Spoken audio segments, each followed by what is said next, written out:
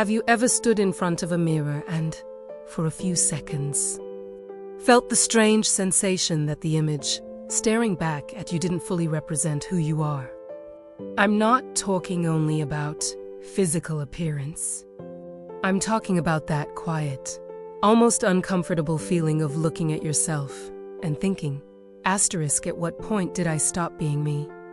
Asterisk, maybe you kept staring at your own reflection, trying to identify when it all began.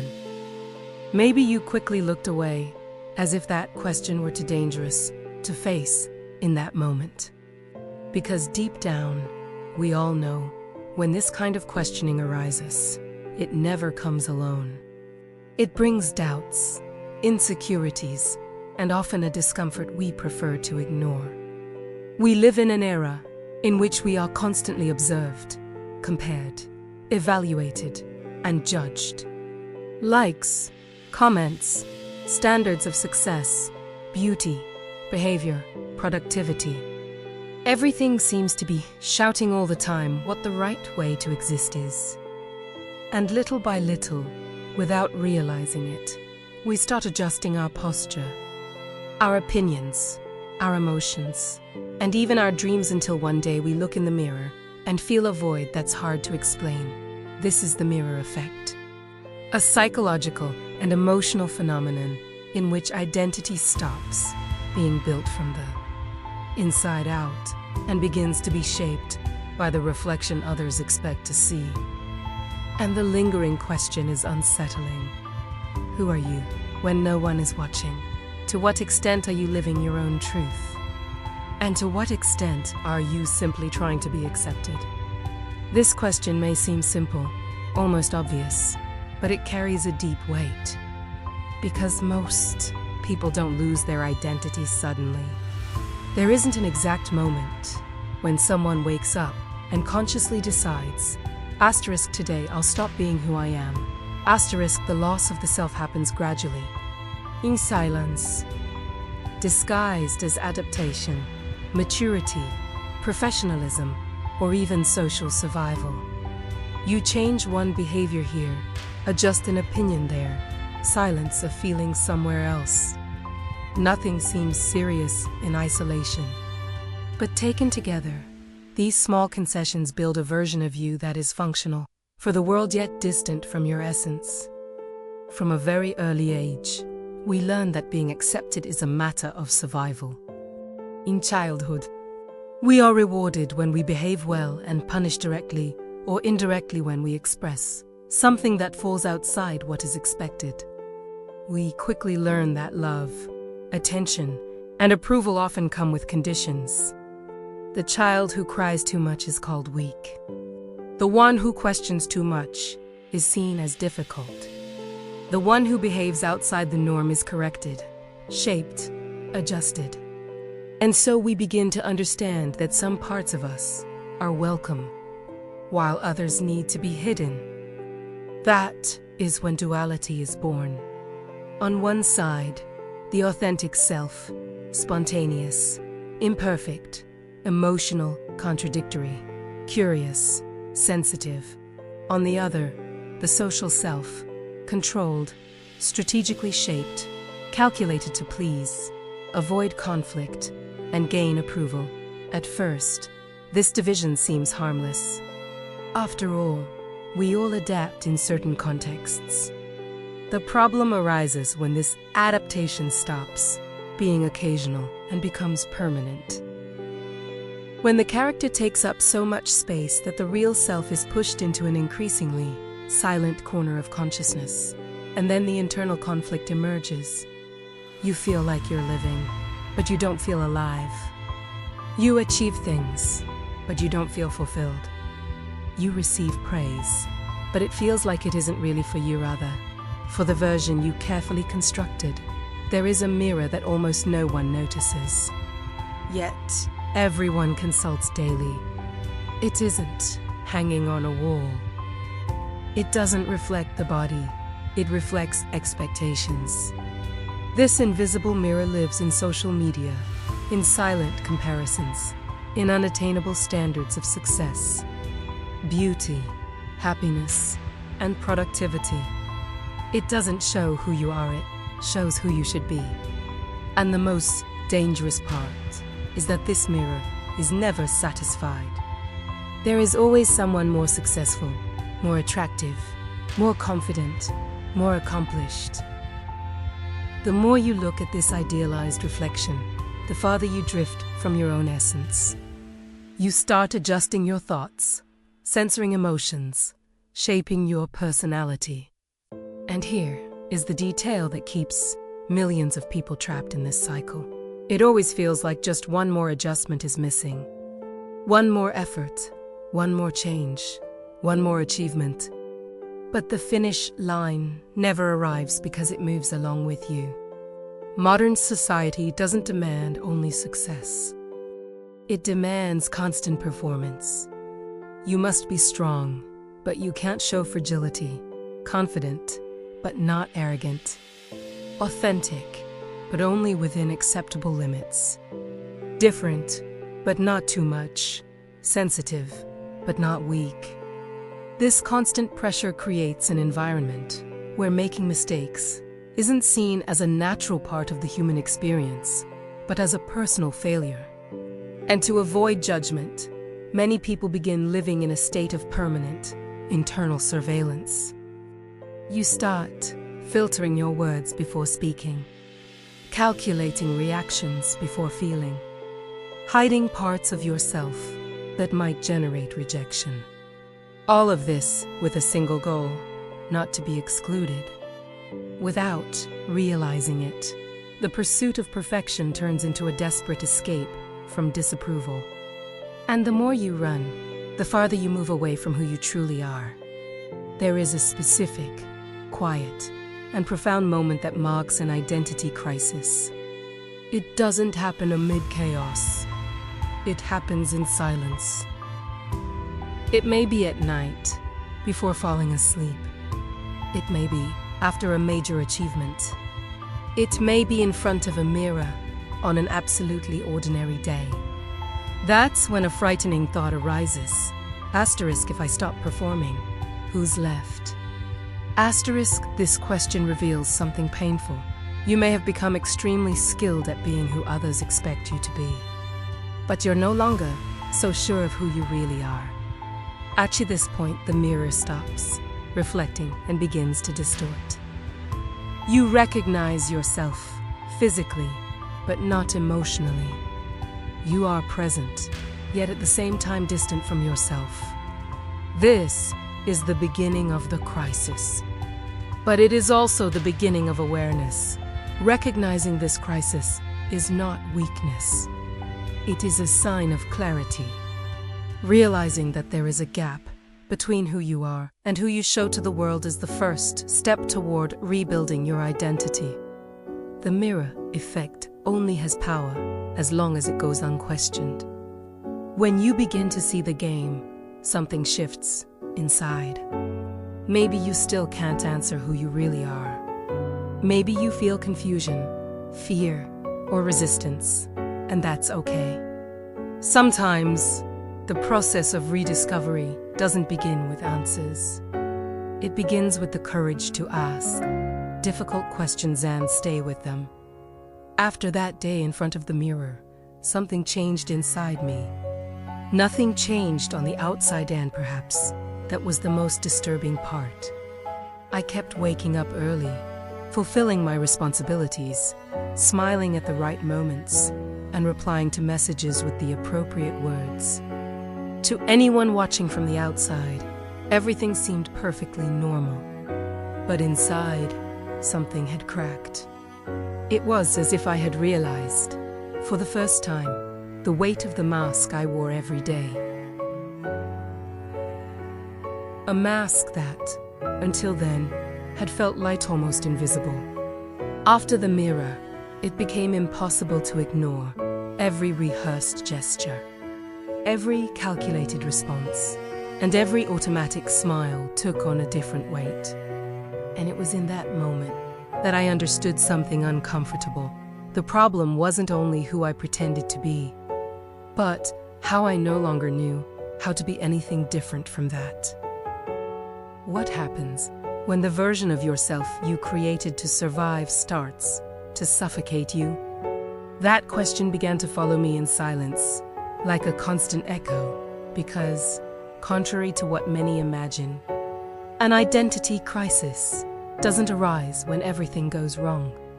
Often, it appears precisely when everything seems to be going right. I was on the expected path. I did what was considered correct. I met expectations. I received recognition. And yet, I felt deeply disconnected from myself, as if I were living the life of someone who looked like me but wasn't exactly me. For a long time, I believed that the tiredness I felt was purely physical. An intense routine to many responsibilities, adult life. Everything seemed to have a logical explanation. But there was a different kind of exhaustion, deeper, that rest couldn't fix. It was the exhaustion of constantly monitoring myself. I analyzed my words before speaking. I mentally reviewed my actions after acting. I suppressed spontaneous reactions so I wouldn't seem inappropriate. I calculated expressions, tones of voice, and silences. Living like that requires continuous effort. It's like acting in a play that never ends without intermissions, without a backstage where you can breathe. Over time, I began to realize that I wasn't just tired. I was emotionally drained. Social acceptance has a price that is rarely discussed. It requires you to negotiate parts of yourself. At first, these negotiations seem small. You convince yourself that you're just being mature, flexible, and adaptable. But little by little, these concessions accumulate silently. And one day you realize you've given up so much that you no longer know exactly what remains. There is a silent fear that sustains many masks. The fear of disappointing. I was afraid of disappointing my family. Afraid of frustrating professional expectations. Afraid of not living up to the image others had created of me. Afraid of being seen as ungrateful, weak, or insufficient. And this fear was rarely imposed directly. No one clearly told me who I needed to be. But selective praise, subtle comparisons, and strategic silences taught me exactly what was valued and what should be avoided. Over time, I realized something painful. I was no longer living to be happy. I was living to avoid disappointing. My choices began to be guided more by fear of rejection than by a genuine desire for fulfillment. And when the goal of life becomes merely avoiding disappointment, you start to drift dangerously far from yourself, deepening duality. Two versions of me. The duality that had once been subtle began to become evident. There was the functional version of me, confident, organized, controlled, predictable. And there was the silent version, sensitive, confused, full of unanswered questions, repressed emotions, and postponed desires. These two versions coexisted, but they rarely met. It was as if I switched between characters depending on the environment. In public, I knew exactly how to act. In private, I felt a constant restlessness, as if something were out of place. It was like living in a house that looked beautiful from the outside, praised by everyone, but with invisible cracks in the inner walls. And the most painful part was realizing that people praised precisely the version that pushed me furthest away from myself. The more I was recognized, the less real I felt. Social pressure when being perfect becomes an obligation. The pressure to be perfect doesn't arrive shouting. It seeps sing. It disguises itself as encouragement, as harmless comparison, as seemingly motivating advice. You can do more. You can be better. Don't settle. You're strong, you can handle it. Repeated over time, these phrases turned into merciless internal demands. I began to demand from myself a level of excellence that allowed no mistakes, no pauses, and no vulnerability. Making mistakes stopped being human, it became unacceptable. Rest began to generate guilt. Saying no felt selfish. And in that scenario, showing fragility felt dangerous. So I smiled when I wanted to cry. I said, "I'm fine," when I clearly wasn't. I stayed strong on the outside while on the inside something was slowly wound. There was one specific day when the mask became too heavy. It wasn't a major event. There were no arguments, losses, or visible ruptures. It was an ordinary day, and perhaps that's why it was so revealing. I was alone, in silence, when I felt an uncontrollable urge to cry, not because of a clear sadness, but from exhaustion. A deep, old cry, accumulated over years of trying to be strong, correct, and enough. In that moment, I realized something frightening. I didn't know exactly what I was running from, but I knew I was tired of running, tired of maintaining an image, tired of being strong all the time, tired of not allowing myself to fail, to feel, to stop. And for the first time, I allowed myself to admit something I had always avoided. Maybe I'm not lost. Maybe I'm buried. Buried under expectations. Under versions of myself that weren't born from conscious choices but from necessity. Understanding that the mask is heavy was a turning point. Because while I believed the problem was my own weakness, I tried to adjust even more. But when I realized that the problem was excessive adaptation, something began to change. An identity crisis is not the end of who we are. It's a signal that something needs to be reconsidered. Recognizing the exhaustion, the fear, and the confusion didn't make me weak. It made me aware. And awareness, even when it hurts, is always the first step toward transformation. If this part of the story resonated with you, know that it's not a coincidence. Many people are living through this exact conflict. They just haven't been able to name it yet. Subscribe to the channel, because later on I'll talk about the emptiness that arises when the mask begins to fall and the fear of discovering who we are without it. There was a day when I looked at myself in the mirror and, for the first time, felt fear. Not because I was different, but because I was too much like everything they expected me to be. My smile was in the right place. My body seemed appropriate. My words were acceptable. My posture was admired. And yet, something inside me was screaming in silence. Who are you when no one is watching? In that instant, the mirror stopped being glass. It became an accusation.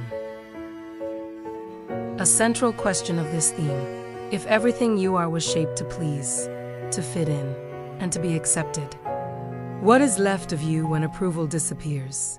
That question began to haunt me. In the shower before falling asleep, in the middle of trivial conversations, in the silence between one notification and the next, and the more I tried to ignore it, the louder it echoed. For years, I believed my exhaustion was normal, that everyone felt this way, that living tired, dissatisfied, and constantly on alert was just adult life. But it wasn't. It was the weight of sustaining a character. I woke up already performing, thinking about how I should act, speak, react, calculating expressions, opinions, limits, measuring every part of myself so I wouldn't cross what was considered acceptable. And the cruelest part of all is that, over time, I stopped noticing. The character became routine. The routine became identity. And identity became a prison. I no longer knew how to tell what I liked from what was well regarded, what I felt from what I was expected to feel, what was genuine desire from what was merely fear of rejection. The mirror was still there. But now, it reflected someone I didn't recognize. No one ever taught me to ask, is this really mine? No one teaches us to doubt our own personality. Society doesn't like people in transition. It prefers finished, stable, predictable versions. But what if that stability is false?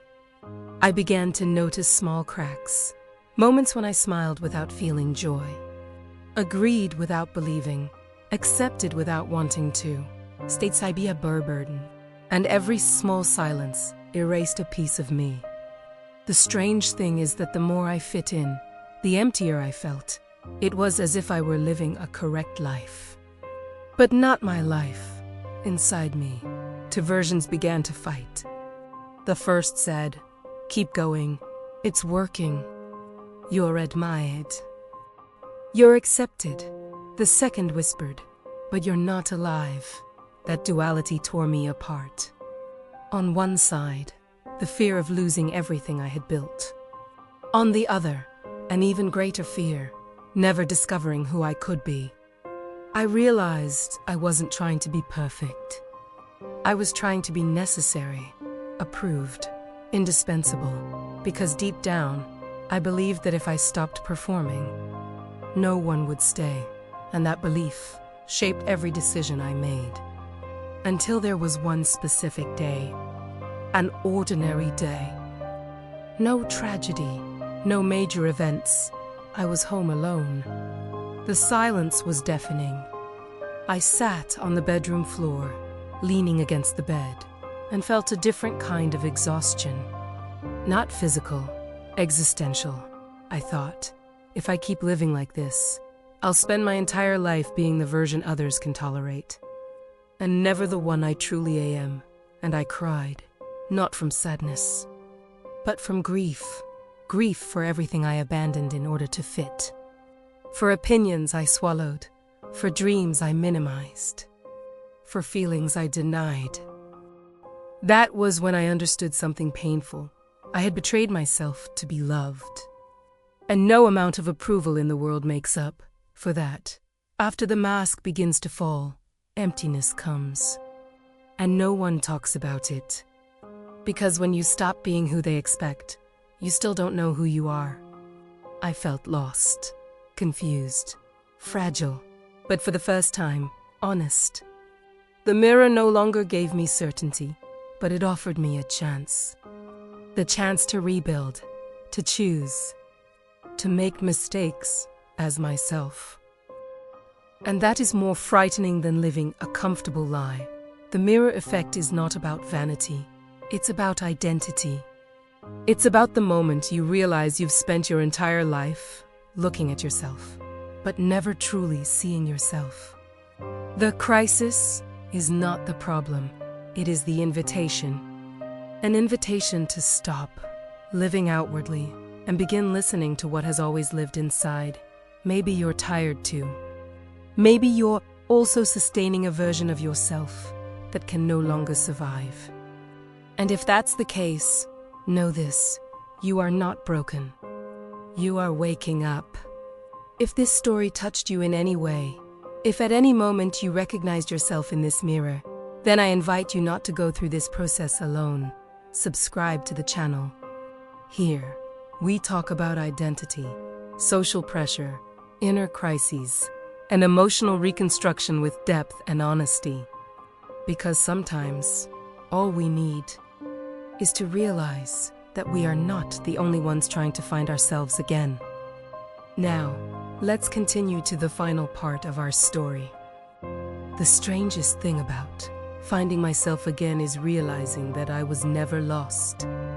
I was just buried under expectations, opinions, and versions that were never born from me. When the mask fell, when the mirror cracked, when silence settled in, I thought I would find chaos.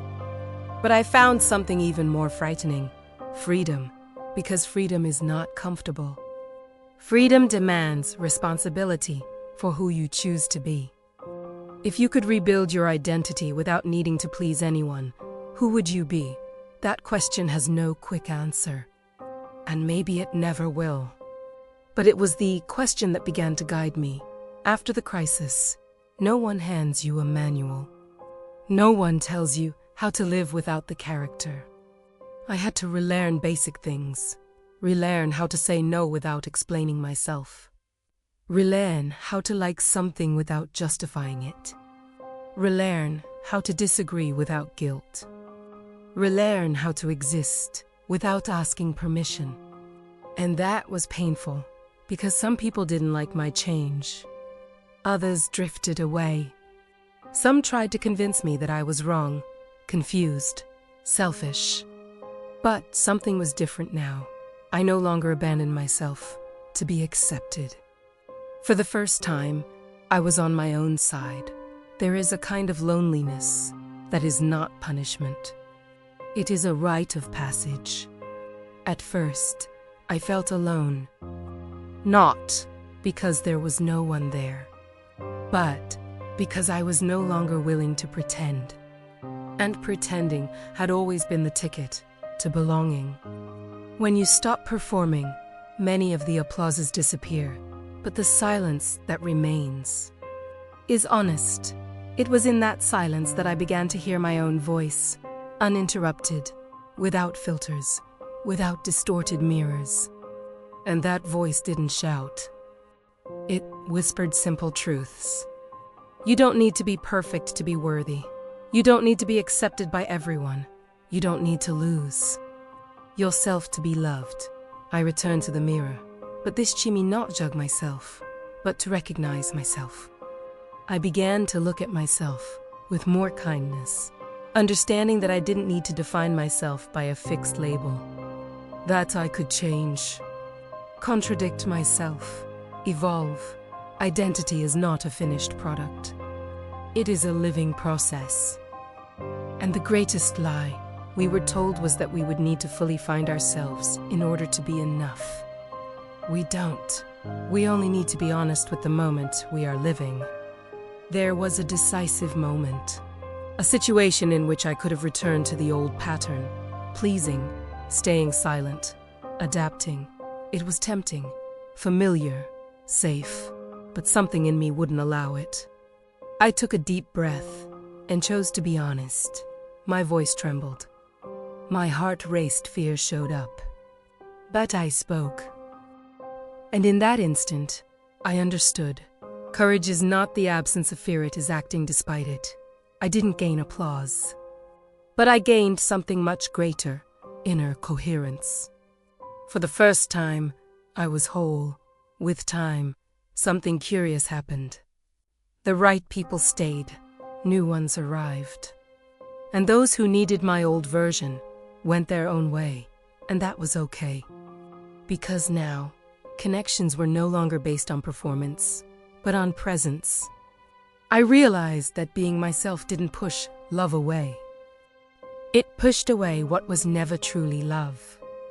The mirror effect is not about looking at yourself. It's about owning who you are. It's understanding that, as long as you live to reflect external expectations, you will never see your own essence. An identity crisis is not the end. It is the starting point. Duality is not weakness. It is a sign that something inside you wants to live more truthfully. And maybe you, like me, are right now feeling the discomfort of change. If you are, trust it. You are not losing yourself. You are coming home. Maybe no one has ever told you this, so I will say it now. You were not born to be a reflection of what others expect. You were born to be the source. And it doesn't matter how long it took you to realize this, now still belongs to you. If this story spoke to you, if at any moment you saw yourself in this broken and rebuilt mirror, subscribe to the channel and turn on notifications. Here, we talk about identity, social pressure, inner crises, and reconstruction with depth and honesty. Because recognizing yourself can hurt. But living disconnected from who you are hurts much.